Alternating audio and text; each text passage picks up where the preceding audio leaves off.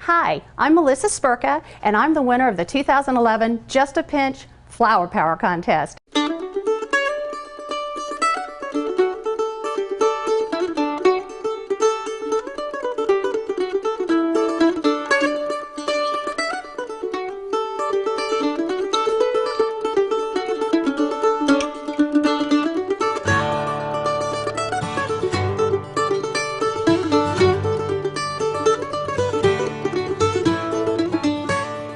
Today, what we're here for is to celebrate Miss Melissa Spurka. She was the Flower Power contest winner for her awesome caramel, chocolate, and almond gooey butter cake. I just call it gooey goodness because it's a mouthful.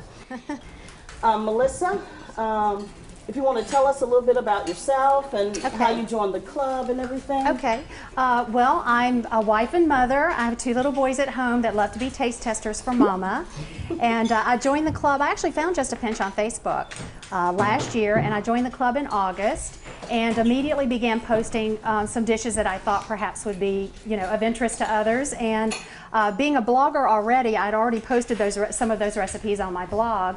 And I was happy to share them with another group of people that perhaps would enjoy them. So that's really how I came to Just a Pinch. The Flower Power, let me just tell you a little bit about that. The contest is based on the flavor, presentation, the ease of preparation, and you win fabulous prizes. You get limousine service, the awesome $1,000 shopping spree here at the Viking store. You also get Grand Ole Opry tickets. I won the grill and win the last time, so we got to come up here and go to the Grand Ole Opry, and I'll tell you what, it's an experience.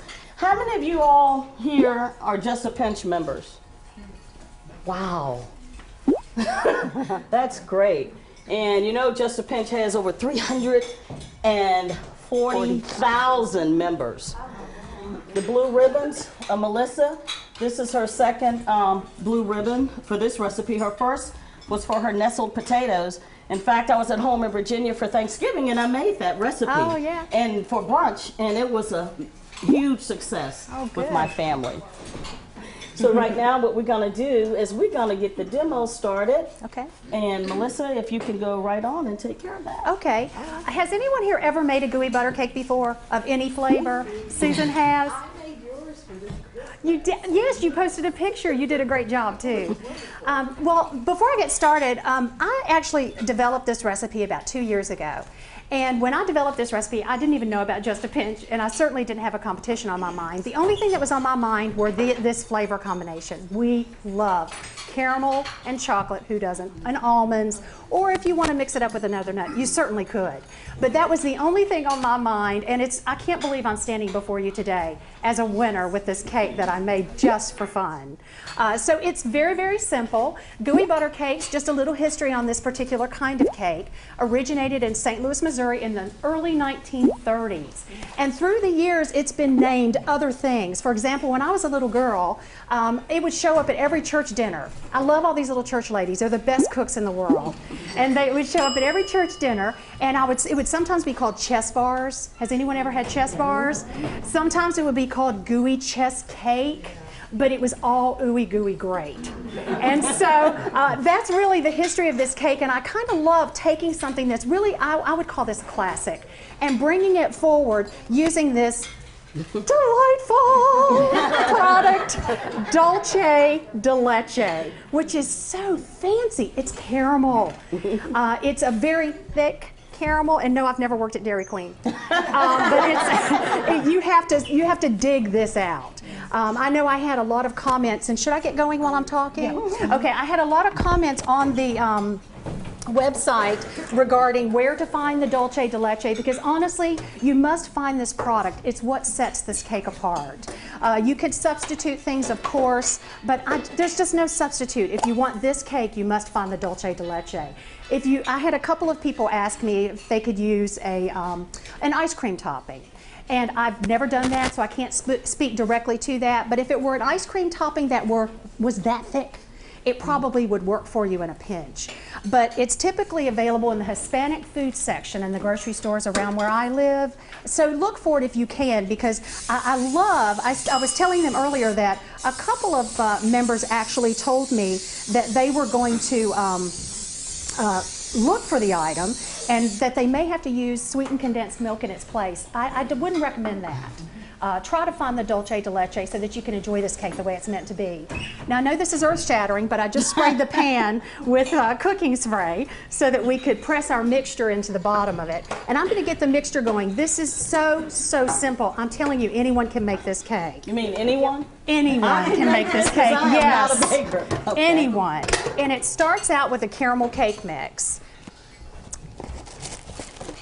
The bottom layer we're going to prepare first, and it's a caramel cake mix and a stick of melted butter and 1 egg, Janet. They've got my eggs in the fridge, I think. Here's your egg. I'm doing what you probably should never do, right? Cracking it over the bowl. Do you recommend room temperature eggs or right out the fridge? It doesn't matter? For this particular thing, it doesn't matter. Okay. May I grab this? Sure. It doesn't really matter. I know some bakers are finicky about that sort of thing, but it doesn't really matter. There we go, Janet. I'll get this before it's over. All right. So you're just going to drizzle your 1 stick of melted butter into your caramel cake mix with your 1 beaten egg. This just takes a couple of minutes.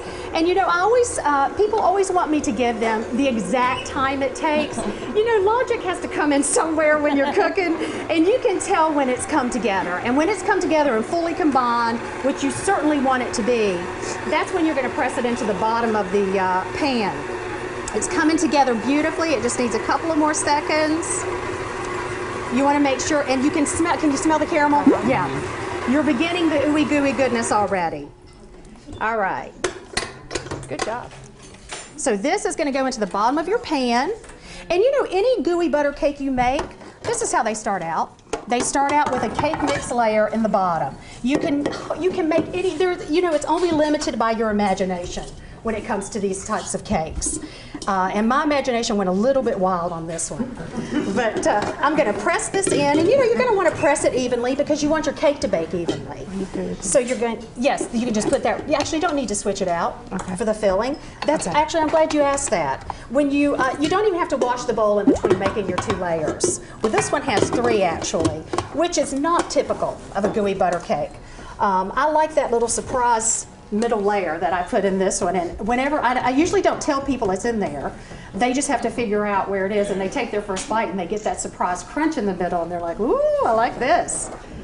Okay, so we've got our first layer pressed into the bottom of the pan, and this is what I like to call my secret layer.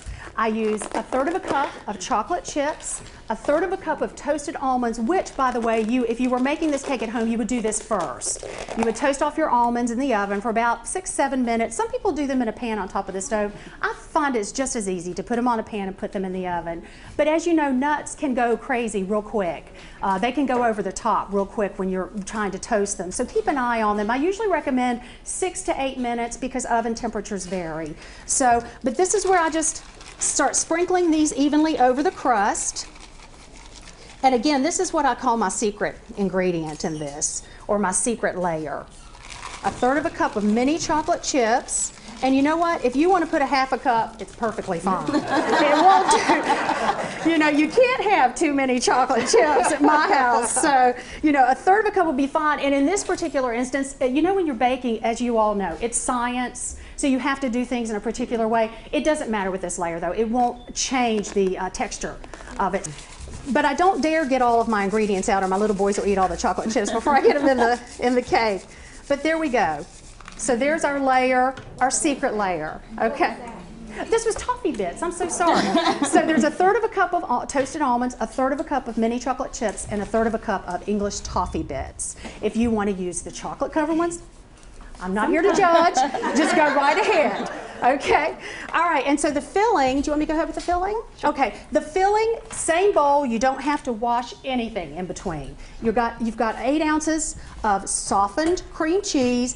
And I must say, not that this is a low-fat or low-cal dessert, But I actually prefer the 1/3 less fat in this. I prefer the texture of the cream cheese. So you can use either. Neither are. It's not wrong to use the full fat, but I actually prefer the texture that it gives to it. So, all right. So in goes our lusciousness, and you're going to put these in here first and let them mix together. Then you're going to add your eggs one at a time. While she's getting the eggs, let us know, how did you feel when you first found out that you That were I'd winner? won? Yeah. Well, I actually, shock and disbelief would be the, when I first found out, Anna Kate actually sent an email to me and said that I was a finalist. And I was thrilled. I couldn't believe that I was a finalist, and could I contact her? Because I don't believe I'd put a phone number on the website, or didn't have a phone, which I didn't realize I hadn't put a phone number. So I called and left my number with her, and she called me back the next day and said, Melissa, I told you a little bit of a fib in the email. You actually won the contest. And I said, what? Are you kidding me? I can't believe it. But I was delighted, of course. I mean, incredible. Yeah, I remember that experience. Yeah. Kind of the same. Shock and disbelief. I was like, are you sure? You had to pull over. Are you sure? You said your kids, your family encouraged you to enter. What Yes. was their reaction? They were, my children were, of course, just thrilled. They were like, way to go, Mama. And Rob, I guess he would have to tell you how he felt. I don't know. I guess he was proud. Shock and disbelief. And a few pounds heavier. Yeah, thank goodness he doesn't mind tasting my creations. But yeah, we're just so thrilled. I mean, it's sort of a humbling experience, honestly, because you feel like, you cook these things. I know you all probably feel the same way. You put your heart and soul into something, and it's just when someone feeds back to you that I enjoyed it, or it made my day, or we enjoyed it for our Christmas dinner, it just means so much to me to know that you trusted my recipe enough to include it in a special family celebration, because that's what I'm all about. What is life without a family, And how about your first experience when you got your blue ribbon, your first blue ribbon? Tell us about that. I was surprised then too. My nested skins were very well received on the site, and when I got the message that I'd gotten the blue ribbon for that, I was thrilled and immediately put it on my blog that I'd received this blue ribbon from Just a Pinch. I hope you got some members from that. But yeah, it was exciting too. It's just, all of it is exciting to connect with people about something you love. Yeah, especially when you have something in common, our love and passion for cooking. And I don't know if anybody knew, but she has a twin. You want to tell them a little bit about that? Yes. My twin has shorter hair. But we were separated at birth.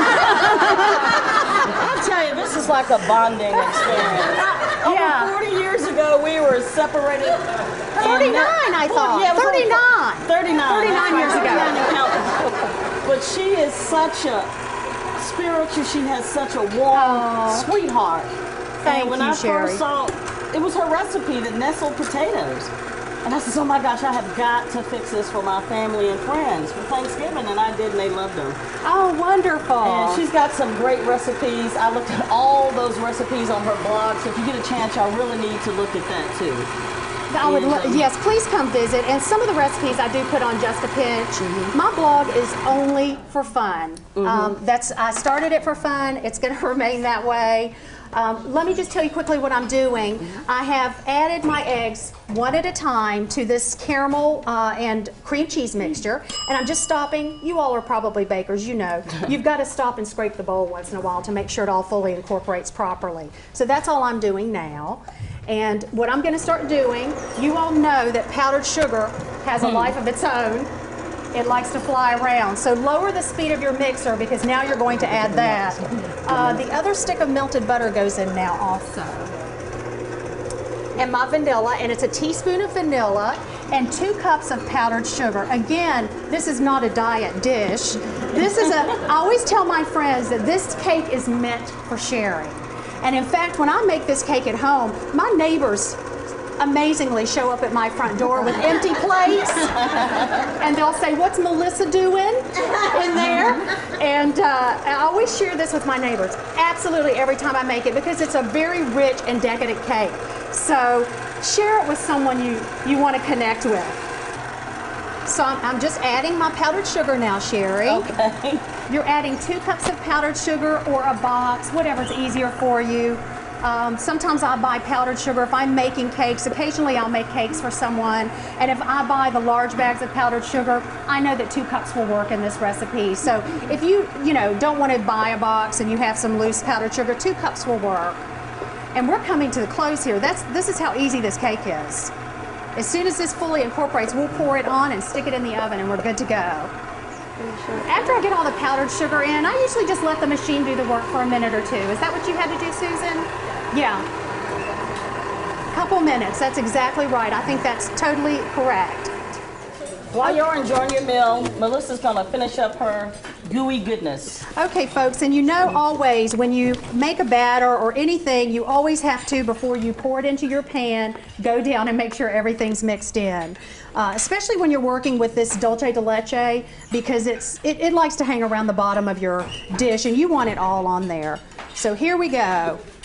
This is what sets this gooey apart.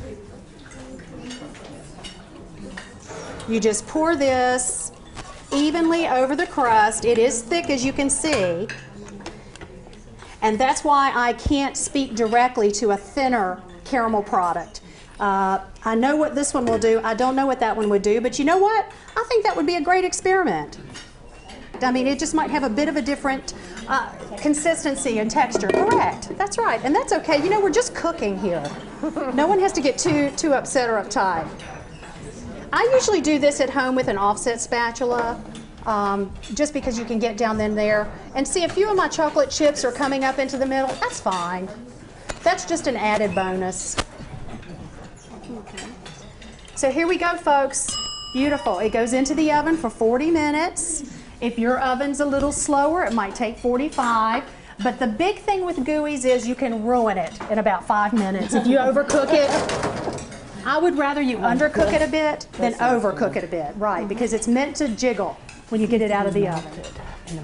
When it comes out of the oven, if I had to say there was one thing I had against gooey butter cakes is they don't, they're not iced on top. They come out and they just look like what could be a bar, I suppose, if you wanted to look at it that way. So knowing that chocolate makes everything better, I just couldn't help myself but to make a chocolate glaze. And for this, I recommend about a half a cup of mini chocolate chips. Again, the others won't offend me if you want to use the larger ones. And a tablespoon or 2 of cream, whipping cream. Either one will work. Melt them in the microwave at 30-second increments. Get it out, stir it, stir it, stir it, because chocolate can scorch. So when you're doing that, do it in small and short increments. And then to plate this up, they did a beautiful job doing it. I usually use a fork, but I'm going to try to do it with this spoon.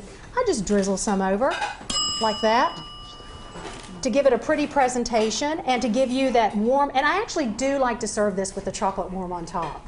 Let the cake cool to room temperature and then serve it with this warm chocolate ganache, and people go crazy for it because that's the first thing that touches your tongue is that warm chocolate. And I've never met anyone that didn't like that. So we're going to pretend I did a beautiful job drizzling this with this spoon. And I love that they pipe the whipped cream, because I do the exact same thing at home. But you just want a dollop of whipped cream, which I've made. Serve it on the side. Serve it on the side like that. If you have some mint, you can go crazy if you want to.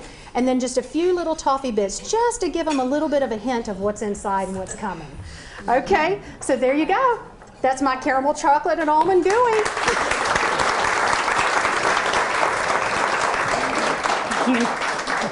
Well, I really want to thank everybody for coming, and when I have the next showcase, if you're able to come, please join us here.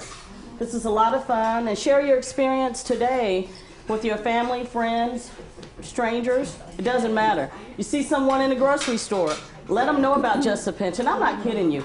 I literally do that because people will see the ingredients that I have in my basket. I know it probably happens with you too. They says, "Oh my God, what are you cooking?" Then I go into this and they says, "Oh my gosh, where can I find that recipe?" Go to Just a Pinch. Well, we've only got like 1 minute, and I want to let Melissa say a few words before we end. Oh, wow. So, Melissa. I guess if I had to say anything, you know, most people that cook every day are just like us. They're not millionaire chefs. They're cooking for their families with love and tailoring their dishes to their specific needs and specific tastes. So I think there's nothing better to do than to cook and share what you do, what you love, your passion about a particular flavor or a particular dish or even cuisine, to share that with others. I think that's what Just a Pinch is all about, and that's certainly how I feel the sense of community on the site. Is just share your heart. It's a bit scary to put yourself out there, I know, but you know, there's going to be, people will be drawn, like people are drawn to one another, and you'll make lots of friends and be able to share what your passion is, because we're all there to learn from each other.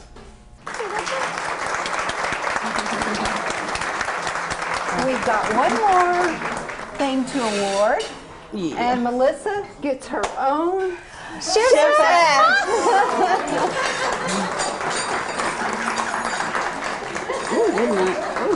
Now don't mess up with the do girls. Oh, no. That's right, the Southern girls got to have their due. Sorry, Absolutely. sister. Sorry. Southern There you girls go. have high hair. Yeah. Thank you. You're welcome. Chef for the day.